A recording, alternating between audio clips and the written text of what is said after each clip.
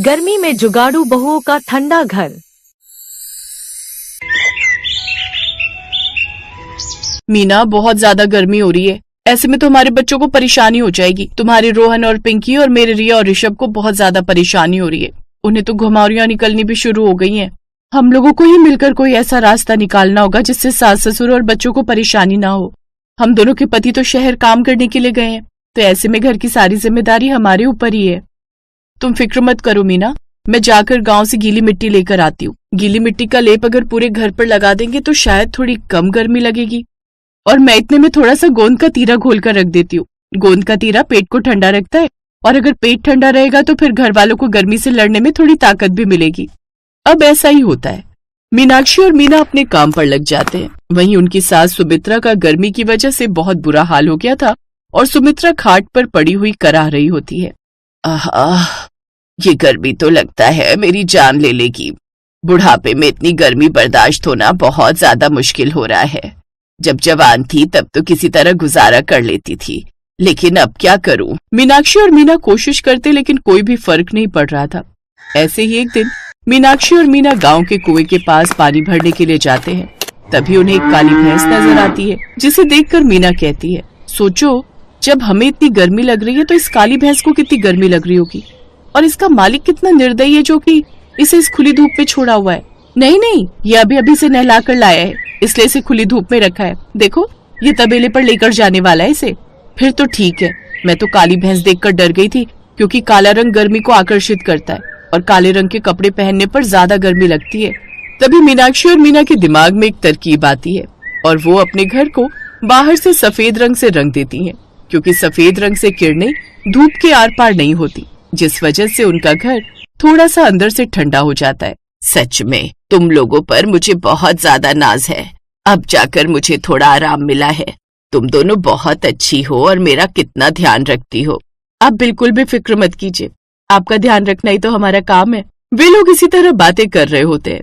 मीनाक्षी और मीना को ऐसा लगता है कि उन्होंने अपने घर वालों की सारी परेशानी को ठीक कर दिया है। तभी वहाँ पर उनकी पड़ोसन केतकी हाथों में मिठाई का डब्बा लेकर आती है, जिसे देखकर शकुंतला कहती है, क्या बात है केतकी, आज हमारे घर की तरफ कैसे आना हो गया तेरा? सब कुछ ठीक तो है ना? वो सब छोड़ शकुंतला, तेरे घर में आकर ऐसा लगता है जैसे 17वीं सदी में आ गई हूँ। अरे 20वीं सदी चल रही है, लेकिन फिर भी इतनी गर्मी है तेरे घर में। तुम लोग इतने ज्यादा गरीब हो कि तुम्हारे पास एक पंखा लगाने के भी पैसे नहीं है। और देखो, मैंने नया कूलर खरीदा है, तो सोचा मिठाई खिलाने के लिए आ जाऊं। आइए ना आंटी जी, बैठिए, मैं अभी आप लोगों के लिए गर्मा गर्म चाय बना कर ले आती हूँ। रहने दे बेटा, गरम गरम चाय अगर इस कमरे में बैठकर पीऊंगी तो मेरे चेहरे पर दाने निकल आएंगे। और वैसे भी आजकल मैं अपने चेहरे का बहुत अच्छे से ध्यान रखती हूँ। कोई बात नहीं आंटी, आप लोगों के लिए मैं शिकंजी बना कर ले आती हूँ, घर में नींबू रखे हुए हैं। कैसी बातें कर रही हो?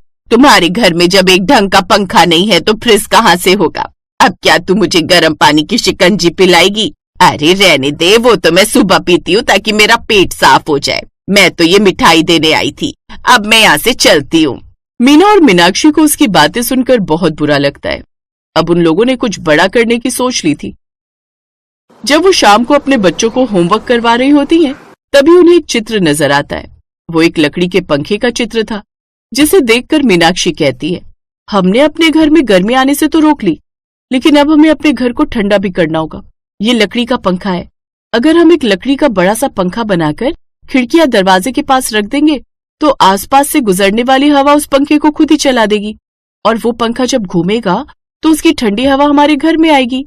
भले ही तुम मेरी सगी बहन नहीं हो, मेरी देवरानी हो, मैंने तुम्हारे हर अच्छे बुरे काम में तुम्हारा साथ दिया है, और ये सब तो तुम हमारे घर के लिए कर रही हो, हमारे बच्चों के लिए कर रही हो, इसलिए मैं तुम्हारे साथ हूँ। तुम जो भी करना चाहोगी मैं साथ दूंगी। अब मीनाक्षी और मीना जंगल से कुछ लकड़ियां काट कर लाती हैं। उन्हें ये सब कुछ करते हुए केतकी अपने घर की दहलीज पर खड़ी हुई देख रही थी, और वो उन दोनों को ताना मारते हुए कहती है, तुम दोनों का दिमाग खराब हो गया है? दोनों इस तरह से मेहनत कर रही हो जैसे सच में पंखा बनाकर तैयार कर दोगी। अरे तुम दोनों को इंजीनियर थोड़ी हो, मुश्किल से 8वीं 10वीं पास हो। आप फिक्र मत कीजिए आंटी जी, अब तो हमें सोचना है कि आपको अपने घर बुलाकर ठंडी पंखे की हवा के अंदर ही चाय पिलाएंगे। मीनाक्षी इस तरह से करारा जवाब देकर आगे बढ़ जाती है। अब दोनों ही मिलकर एक पंखा बनाकर तैयार करती हैं, लेकिन वो पंखा बिल्कुल भी नहीं चल रहा था। ये सब कुछ देखकर शकुंतला को भी बुरा लगता है और वो कहती है, कोई बात नहीं बच्चों, तुम दोनों ने कम से कम कोशिश तो की, यही मेरे लिए बहुत बड़ी बात है। शायद जब हमारे दोनों बच्चों की तनख्वाह आएगी तो हम किराए पर एक पंखा ले लेंगे। नहीं माँ जी, हम लोगों ने इतनी मेहनत से पंखा तैयार किया है, पंखा तो यही चलेगा, और वैसे भी उन लोगों की तनख्वाह तो ये जो घर हमने गिरवी रखा हुआ है उसके ब्याज में ही चली जाती है। तभी वहाँ पर पिंकी आती है और वो उस पंखे को देखकर अपनी माँ से कहती है, माँ, इस पंखे की पंखुड़ियाँ कितनी मोटी हैं, इतना मोटा पंखा तो घूम ही नहीं सकता। आपको ये पंखुड़ियाँ पतली बनानी चाहिए थी। आपने देखा नहीं है कि पंखे का बीच वाला हिस्सा कितना भारी होता है, लेकिन पंखुड़ियाँ कितनी ज्यादा पतली होती हैं। पतली चीज घूमने में आसान होती है ना। अभी मैं इसकी पंखुड़ियाँ पतली कर देती हूँ। अब मीनाक्षी पंखे की पंखुड़ियाँ छोटी और पतली कर देती है, जिसके बाद वो जोर जोर से घूमने लगता है। बाहर जब भी हवा चलती, भले ही वो गर्म होती या ठंडी, तो पंखा घूमने लगता और घर के अंदर ठंडी हवा आने लगती। शकुंतला की आंखों में आंसू आ गए और वो बोली, बच्चों, सच में मुझे नाज है तुम दोनों पर कि मैंने तुम दोनों को अपने घर की बहू बनने के लिए चुना। तुम दोनों ने इस गरीब के घर को भी ठंडा कर दिया। सच में जुगाड़ू बहुओं ने इस गरीब के घर को ठंडा करके मुझ पर बहुत बड़ी मेहरबानी की है। मेरी दोनों बच्चियां हो तुम, हमेशा खुश रहो। अब शकुंतला के घर में बहुत आराम था। सफेद रंग का घर होने की वजह से वो घर ठंडा रहा करता और धूप कम आया करती, और उस पंखे ने तो उनके घर में करिश्मा कर दिया था। कुछ दिनों के बाद सरकार की तरफ से ऐलान आता है कि 8 घंटे लाइट नहीं आएगी, जिस वजह से केतकी भी अपने घर में बहुत ज्यादा परेशान हो रही होती है। तभी वो निराश होकर शकुंतला के घर आती है और कहती है, बहुत ज्यादा गर्मी लग रही है शकुंतला, इस बुढ़ापे में सच में गर्मी बर्दाश्त नहीं होती। लाइट गई हुई है, क्या मैं थोड़ी देर के लिए तेरे घर पे आकर बैठ सकती हूँ? हाँ जी आंटी, आप यहाँ आकर बैठ सकती हो, लेकिन एक शर्त है, आपको हमारे पंखे के आगे बैठकर चाय पीनी होगी, जैसा मैंने आपसे वादा किया था। केतकी भी ये बात सुनकर मुस्कुरा जाती है और मीनाक्षी और मीना की तारीफ करके उन्हें आशीर्वाद देती है। अब गांव के कई लोगों के लिए मीनाक्षी और मीना मिलकर ऐसा ही जुगाड़ू पंखा बनाती हैं और साथ ही उन्हें कई सारे सुझाव भी देती हैं, जिससे गर्मियों में गरीबों के घर भी जुगाड़ से ठंडे रह सकते थे।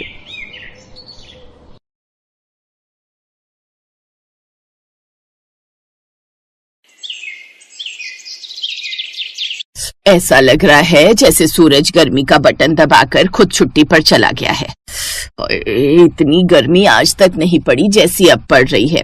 ठंडकपुर नहीं, गरमपुर नाम होना चाहिए हमारे गांव का। यहाँ तो रोटी बिना चूल्हे के भी सिक जाए। अरे चंदा की माँ, मोहन नहीं आया अभी तक?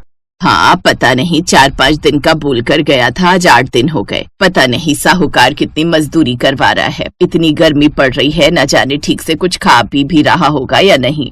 गर्मी की वजह से ठंडकपुर गांव में सभी परेशान थे। जानकी का परिवार गरीब था। मोहन मजदूरी का काम करता था। उसी सिलसिले में वो पिछले 8 दिन से ढोलकपुर गांव के साहूकार के पास काम कर रहा था। वहीं एक बूढ़े मजदूर से मोहन की बातचीत शुरू हो गई। बूढ़े मजदूर की एक दिन तबीयत खराब थी। मोहन ने अपने साथ साथ उस मजदूर का भी काम कर दिया। ये देखकर मजदूर की आंखों में आंसू आ गए। अगले कुछ दिनों तक मोहन दीनू नाम के उस मजदूर के हिस्से का काम करता रहा। मोहन बेटा, तुमने इतने दिनों तक मेरी मदद की, मेरा सहारा बने। अगर मैं कुछ कहूँ तो बुरा तो नहीं मानोगे? नहीं नहीं चाचा, बोलिए, आप उम्र में बड़े हैं, मैं आपके बेटे की तरह हूँ, अक्सर बोलिए। मोहन बेटा, मेरी उम्र हो चली है। मुझे अपनी बेटी कुसुम की बहुत चिंता होती है। अगर मुझे कुछ हो गया तो मेरे बाद न जाने मेरी बेटी का क्या हो। मोहन बेटा, मेरी कुसुम को पिछले कुछ दिनों से तुम भी देख रहे हो। तुम जानते हो वो समझदार है, सारा घर संभालती है। अगर तुम उससे शादी कर सको, मतलब मैं जोर नहीं दे रहा, बस तुम अपने से लगे तो मन की बात कह दी। चाचा मैं जानता हूँ कुसुम बहुत अच्छी है, पर एक बार मैं घर में बात कर लूँ फिर आपको बताता हूँ। मैं जाते ही कुसुम के बारे में घर में बात करूंगा। मोहन जी, ये रास्ते के लिए कुछ रोटियां और चटनी बांध दी है, आप खा लेना। मोहन ने मुस्कुराते हुए कुसुम के हाथ से रोटी की पोटली पकड़ी और वापस घर के लिए निकल गया। घर जाकर उसने कुसुम के बारे में बात की। अरे बेटा, आजकल बिना जाने पहचाने ब्याह करना गलत है। धोखेबाज लड़कियां मिल रही हैं और हम दीनू और उसकी बेटी को जानते ही कितना है। माँ, कुसुम अच्छी लड़की है, मैं कुछ ही दिनों में समझ गया। वो लोग बहुत सीधे हैं। एक बार मिलाते हैं, देखने में बुराई ही क्या है। और कौन सा हम ज्यादा पैसे वाले हैं जो बड़े घर की बेटी का सपना देखें। लड़की अच्छी हो तो किसी भी घर को स्वर्ग बना देती है। क्या पता कुसुम भी इस घर के लिए लक्ष्मी बनकर आए। मोहन के कहने पर उसके परिवार वालों ने कुसुम को देखा। कुसुम के पिता ने अपने सामर्थ्य से उनकी खातिरदारी की। कुसुम देखने में ऐसी सुंदर थी मानो कीचड़ में कमल। देखते ही कुसुम सबको पसंद आ गई। कुछ दिनों बाद बहुत ही साधारण तरीके से मोहन और कुसुम की शादी हो गई। भयंकर गर्मी पड़ रही थी। घर में एक ही पंखा था। अब मोहन की शादी हुई तो जिस कमरे में पंखा था वो जानकी ने मोहन और बहू को दे दिया। खुद वो पति और बेटी के साथ आंगन में सोने लगी। अब बेटी चंदा को रात में बहुत गर्मी लगती। माँ, बहुत गर्मी लग रही है, हवा भी मानो हवा लेने गई है। पंखा कौन सा सही है, वो भी इतना बूढ़ा हो चुका है कि हिलता भी है तो जैसे गिनती करके हवा देता। उसी के नीचे बहू कुसुम और मोहन सोते हैं। पसीने तो ऐसे बह रहे जैसे ज्वालामुखी का झरना। माँ, गर्मी तो सहन ही नहीं हो रही। जाकर नहा ले, ठंडक पड़ जाएगी। पानी आग उबल रहा होगा जानकी, रहने दो, सुबह ठंडा पानी कुएं का लाकर दे दूंगा, तब नहा लेगी।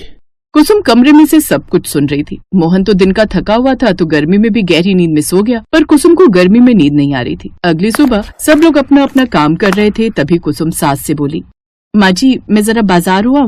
इतनी गर्मी और धूप में बाजार जाने की क्या जरूरत आ गई बहू? बस कुछ जरूरी सामान लाना था। अच्छा हो आओ, चंदा को भी साथ लेती जाओ। माँ, मेरे से नहीं जाया जाएगा इतनी गर्मी में। भाभी, मैं आपके कमरे में सो रही हूँ, वैसे ही रात भर नींद नहीं आती। अब मेरी हिम्मत नहीं हो रही कहीं जाने की। कोई बात नहीं, मैं हो आऊंगी। पता नहीं क्या जरूरी सामान खरीदना है जो इतनी धूप में जाने की जरूरत पड़ गई। कुसुम ने शायद कुछ सोच रखा था, तभी वो इतनी धूप में बाजार गई। कुसुम सीधा एक ड्रम की दुकान पर गई और वहाँ से नीला ड्रम खरीदने लगी। भैया, नीला ड्रम होगा? बहन जी, नीला ड्रम नहीं, हमने तो नीला ड्रम रखना ही बंद कर दिया है। आजकल नीला ड्रम नाम सुनते ही सबकी हवा टाइट हो जाती है। पर आपको किस लिए चाहिए नीला ड्रम? बस कुछ जरूरी काम था। वैसे और कोई रखता हो? यहाँ पिछली गली में एक दुकान है, वहाँ पूछ लो। वैसे पूरे गांव में नीला ड्रम रखना बंद कर दिया है सबने। हाँ तो जनाब, बाजार में बहू कुसुम ड्रम खरीद रही थी और बाजार की सबसे तेज रडार यानी पड़ोसन की नजर उस पर पड़ गई। पड़ोसन का स्कैनर चालू हो गया और फिर वो धूल उड़ाती सीधी जानकी के घर पहुंची। जानकी, अरे ओ जानकी, जल्दी दरवाजा खोल, बड़ी खबर लाई हूँ, बड़ी खबर। अरे मुन्नी, क्या हुआ? कहीं गांव में फिर से साहूकार की भैंस तो नहीं भाग गई? पहले सांस तो लेने दे और सुन, कोई है तो नहीं? नहीं, घर में कोई नहीं है। चंदा बहू के कमरे में सो रही है और बहू बाजार गई है कुछ जरूरी सामान खरीदने। वही तो, जरूरी तो होगा ही, तब भी सोचो कुछ गड़बड़ है। अरे तुम्हारी बहू को मैंने बाजार में देखा है नीला ड्रम खरीदते हुए। बोली, भैया नीला ड्रम ही लूंगी, तुम पे नहीं तो कहीं और से ले लूंगी। दुकानदार भी घबरा गया, बोला, बहन जी, आजकल नीला ड्रम तो बिकना ही बंद हो गया है। क्या बहू नीला ड्रम खरीदने गई थी? पर नीले ड्रम की उसे क्या जरूरत पड़ गई? हो सकता है बर्फ भरने के लिए खरीदने गई हो। उसके हाव भाव देखकर तो लग रहा था कि वो तुम सबको ठंडा करने के लिए वो नीला ड्रम खरीद रही है। कैसी बातें करती हो कमला, कुछ भी बोले जा रही हो।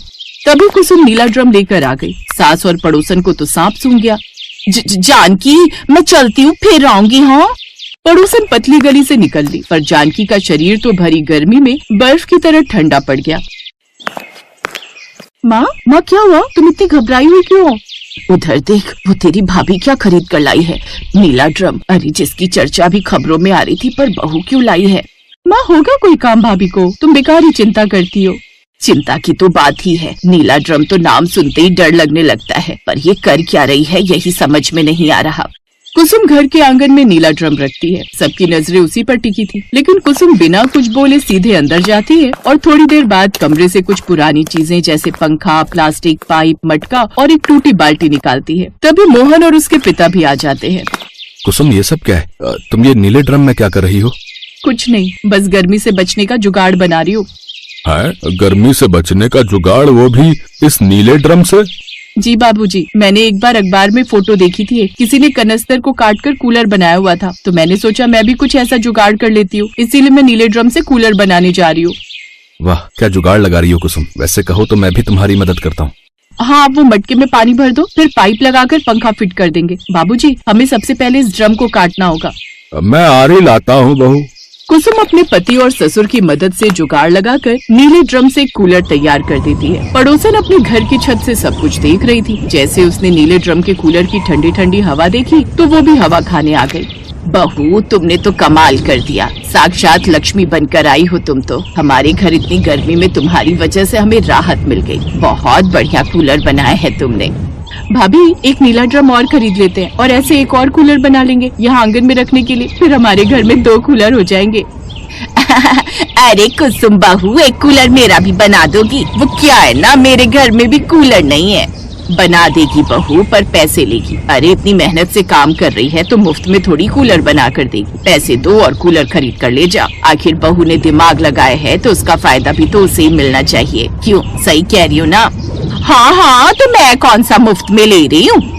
सास ने तो ऐसे ही बात कर दी थी, पर सचमुच पड़ोसन तो उसी समय 500 का नोट लाकर कुसुम के हाथ में थमा दिया। वैसे तो ये सही भी था। कुसुम ने भले ही जुगाड़ लगाया था, पर मेहनत तो हर काम में ही लगती है और मेहनत के पैसे लेने में कोई बुराई नहीं। धीरे धीरे गांव के सभी लोग अब कुसुम से नीले ड्रम का कूलर बनवाने लगे। कुसुम ने अपने परिवार को तो गर्मी से राहत दिलवाई ही, साथ ही अपने ठंडकपुर गाँव में नीले ड्रम से कूलर बनाकर ठंडा करने में मदद की। अब कुसुम की इस जुगाड़ू कोशिश की वजह से उसकी कमाई भी होने लगी, साथ ही लोगों को गर्मी से राहत भी मिली। कुसुम ने अपने पिता को भी एक नीले ड्रम का कूलर बनाकर चौंका दिया। दीनू को भी अपनी बेटी पर बहुत गर्व था। Thanks for watching.